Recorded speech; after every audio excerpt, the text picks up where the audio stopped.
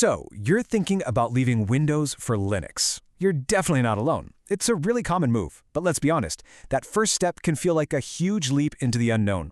We're going to explore what that first experience is really like and why the path you choose at the very beginning, well, it matters a lot more than you might think. Look, if you're feeling a little hesitant, I get it. The reputation Linux has, that it's this super complicated thing only for coders, that's a powerful idea. And that one single worry, it stops a ton of people before they even get started. But is that reputation always deserved? Today, we're going to break down one user's very first time with two different versions of Linux. We'll see how a single, totally simple task can lead to two completely different outcomes, and what that actually means for you. First up, we've got Fedora. Now, Fedora is a super popular, powerful, and really well-respected version of Linux. No question about it. But for someone brand new, coming straight from Windows, that initial experience can be, let's just call it the complicated path. Okay, so imagine this is your first 5 minutes with a new operating system. All you want to do is put a shortcut for your favorite app right on the desktop. Easy, right? In Windows, it's a drag and drop or a right-click. It takes, 3 seconds? You'd probably expect something just like that. Well, here's what our user had to do in Fedora. First off, you have to install a totally separate program called Genome Tweaks.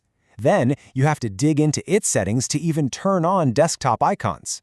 After that, you've got to navigate through system folders, kind of like the program files in Windows, to find the app's launch file, copy it to the desktop folder, and then, and get this, you have to manually change its permissions to make it executable.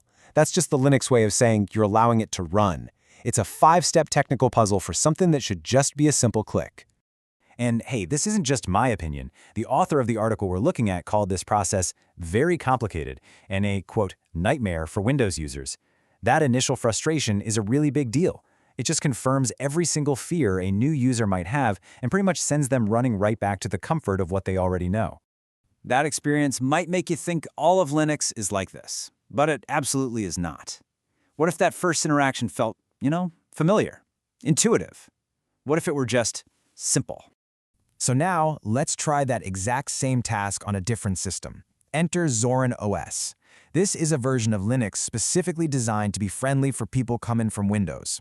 It's built from the ground up to provide that easy path. Okay, let's try our task again. In Zorin OS, you open the Start menu, you find your app, you right-click on it, and you select Add to Desktop. That's it, 2 steps. It's exactly the kind of simple process a Windows user would expect. I mean, the difference is just night and day. The word the author used to describe the Zorin OS experience was straightforward. And that really is the key, isn't it? It's uncomplicated and easy to understand because it respects what the user already expects to happen. It doesn't force you to learn a whole new technical language just to do something you already know how to do. So why does this one little comparison matter so much?